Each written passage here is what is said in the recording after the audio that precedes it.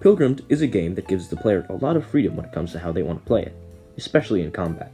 There aren't really any limits to how you can approach combat, but in my opinion, Pilgrimmed has developed a culture of almost unspoken rules about combat, like how a build is usually only for one weapon, or how every build is either pure damage, tank, or movement. So today, we'll be talking about the 5 Pilgrim techs that you probably don't use. Coming in at number 5, we have weapon switching.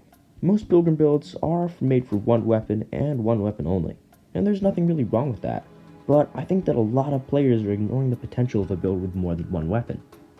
Now, you may say, what about Glover plus endgame mage weapon meta? That uses more than one weapon. And to that, I'll say while it's true that Glover meta builds use 2 weapons, one of them was the Glover, which is a weapon made to be used in conjunction with something else. What I'm talking about is using 2 or more different weapons with different purposes altogether. Just look at this clip. This guy's using Zap Antenna, Azure Rocket, and Vuvuzela all together in one build. Each of these weapons can be used separately just fine, but together, this guy made a build using all 3 and it absolutely shreds bosses. So if you haven't tried using more than one weapon in a build, just try it out. Maybe you'll find something cool. At number 4, we have using weapons for mobility, or as I like to call it, dash chaining. Weapons like the Prismed Lance have a heavy attack that launches you forward, and this doesn't affect your roll or die cooldown. Another weapon you can use for this is any kind of fist style, but I like to use Kai Fist. The aerial attack for these weapons propels you forward more than other weapons, and paired with the dashing heavy attack weapon, you can cover an incredible amount of distance without any penalty. Just look at this side-by-side comparison. Here's me rolling just normally, and here's me using the dash shooting technique. I'm surprised that more pros aren't using this to dodge or get to safety faster, and it provides a get-out-of-jail-free card for anyone who isn't the best at parrying or timing their rolls.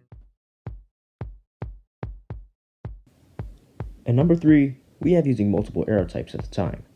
Why waste precious accessory slots trying to get the perfect combination of status effects when you can just switch arrows mid-build to apply the same thing?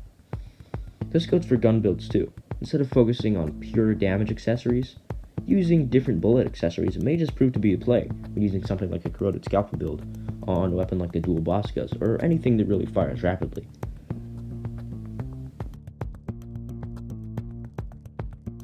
Coming in at number 2, we have using hybrid builds.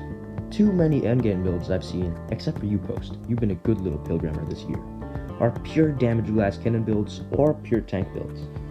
Hey, I've even made builds like this before. Now, these builds can be very fun, but nuking bosses over and over again gets old pretty quick. Using a hybrid build, either tank or DPS or mobility and DPS, can actually increase your survivability without taking away from your damage too much. And sure, they may not deal quite as much damage as glass cannon ones do, but killing a boss with a hybrid build feels much more rewarding and fun than killing it in 8.5 seconds. So if you haven't tried hybrid builds out yet, I highly recommend you do. Finally, coming in at number 1, we have having fun. Yes, I'm serious. Don't just sit around making builds all day. If there's an area you haven't explored yet, explore it. Trying out PvP if you haven't. There's so much content in the game, I can almost guarantee there's something you haven't done yet. Quests, explorations, bosses, Pilgrim just has so much to offer, and yet a concerning amount of endgame players still just make mid-builds and fight old fart all day. If you wonder why you think Pilgrim is stale, you probably fall into this category of players. Now, this isn't everyone who says Pilgrim is stale, as there are some players who have actually pretty much done everything. But in my opinion, the majority of these players just haven't done everything in the game. I mean, hey, just fooling around with your friends can be fun enough to keep you satisfied.